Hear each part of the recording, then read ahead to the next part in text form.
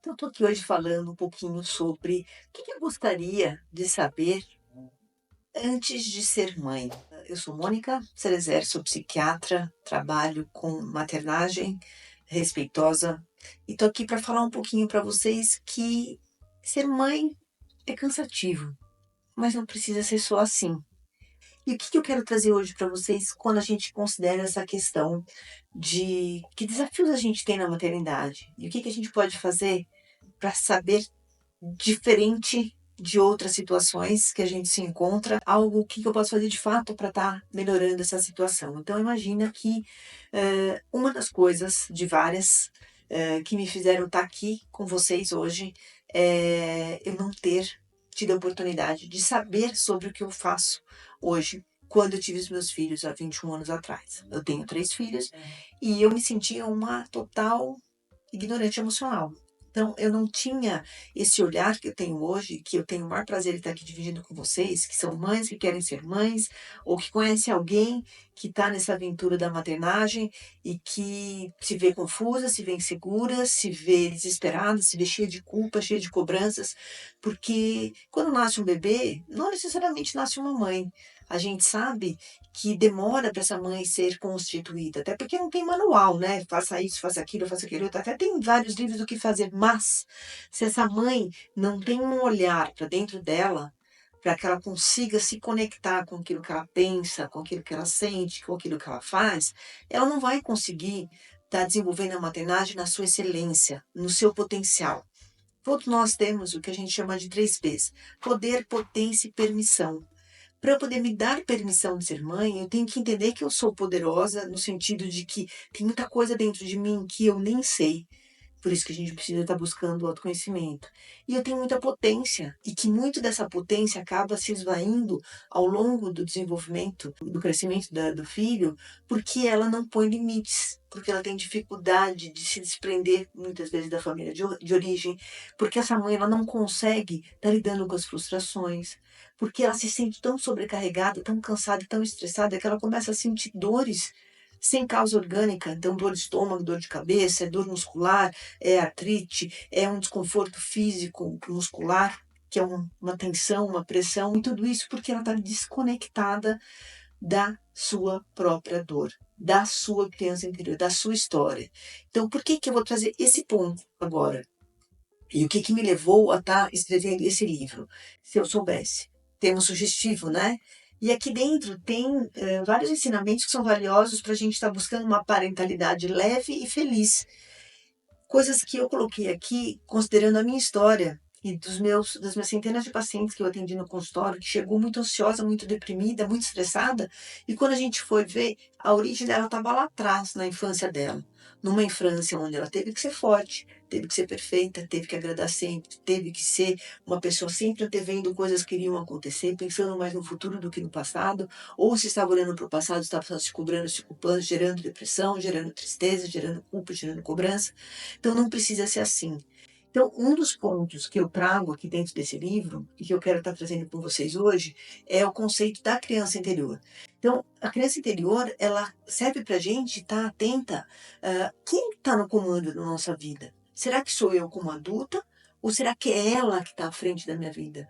Porque essa criança, que nós somos um dia, aprendeu muitos padrões que são internalizados quando a gente ainda não tinha capacidade de escolher, de decidir.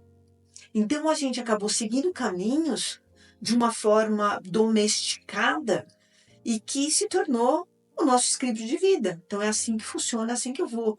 E o que a gente trabalha quando a gente foca a criança interior? A gente trabalha o processo de você se transformar num indivíduo que tem autonomia, que consegue ser livre.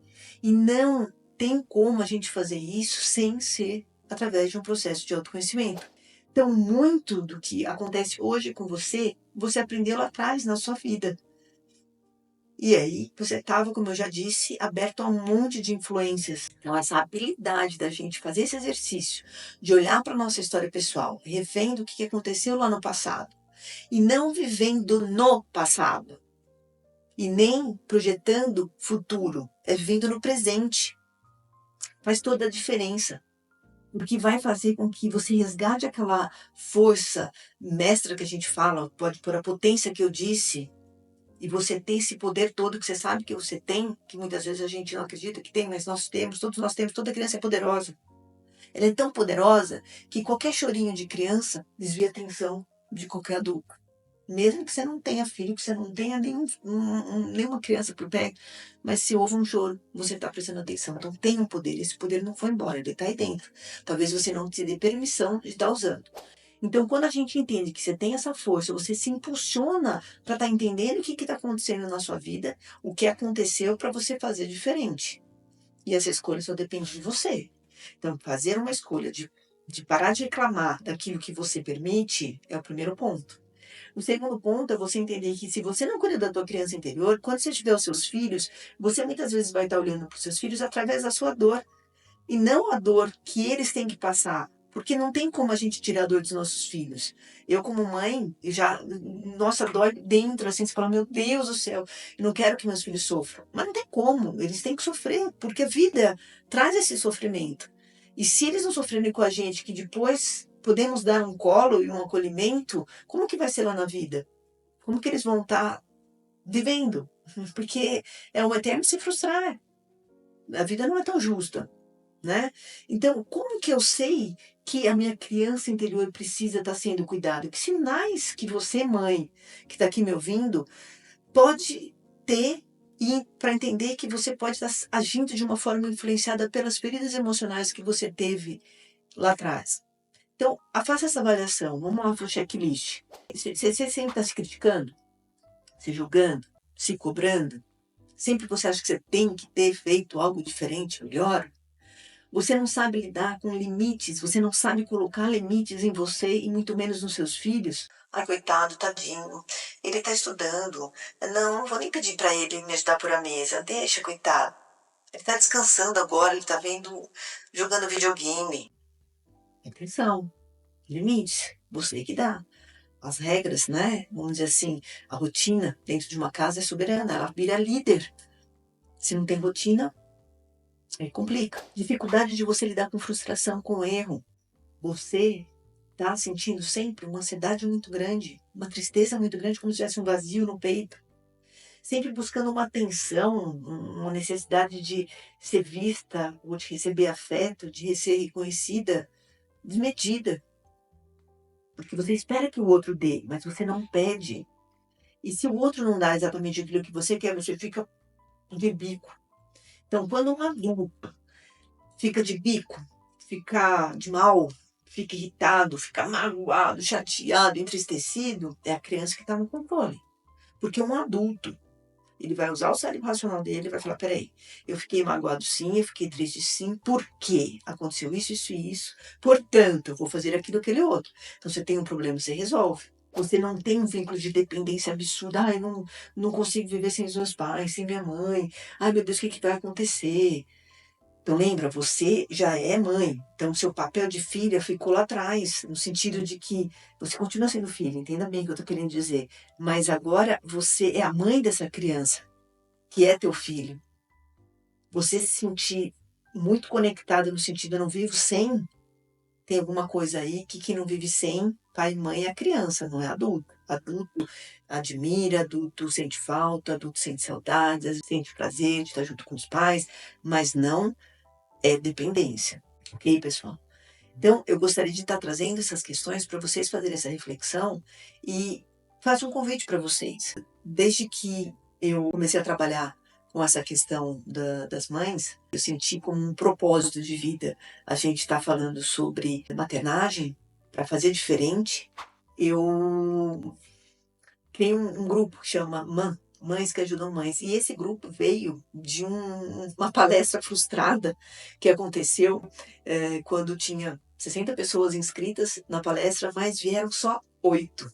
E dessas 8 foi a coisa mais maravilhosa que poderia ter acontecido na minha vida, porque teve uma conexão muito grande, teve uma empatia muito grande, e elas saíram outras mulheres daquele bate-papo. Sabe quando acende uma chaminha ali mais forte, e você fala, poxa, eu não estou sozinha. dá pra gente tá fazendo diferente. E nesse grupo de mães, no MAM, a gente usa muito o que eu coloquei dentro desse livro. Então são duas etapas. A primeira etapa, como a gente fala, a parte básica, a gente vai saber sobre conceitos básicos que a gente precisa ter para ser uma boa mãe.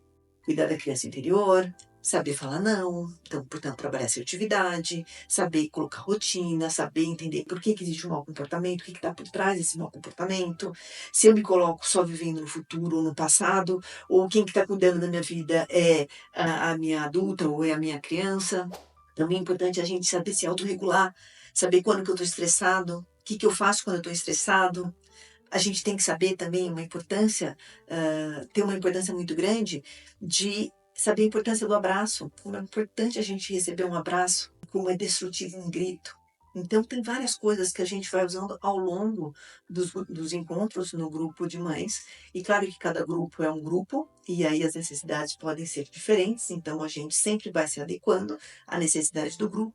E no segundo momento do grupo, a gente faz uma avaliação mais profunda. Então, a gente faz vários testes para a gente avaliar perfil de personalidade, traços de caráter, qual é o temperamento dessas mães, como que elas funcionam em termos de estilo parental, e é muito legal, porque aí você vai se tornando empoderada para falar, puxa, eu sei assumir o meu papel de mãe, como adulta que sou, eu cuido do meu filho e dou segurança para o meu filho, porque a criança precisa de um adulto seguro. E se você tem uma criança que não tem essa segurança ainda dentro dela, que segurança você vai dar para o seu filho?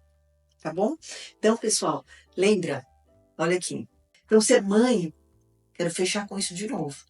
É uma tarefa cansativa, mas não precisa se resumir a isso. Então, se isso fez sentido para você, se você se tirou tocada de alguma forma, venha participar do nosso grupo de mães. Venha participar do grupos de mães que ajudam mãe. Vamos criar uma comunidade para fazer com que a gente crie pessoas mais tranquilas, mais saudáveis emocionalmente, para a gente ter um futuro melhor. Vem com a gente.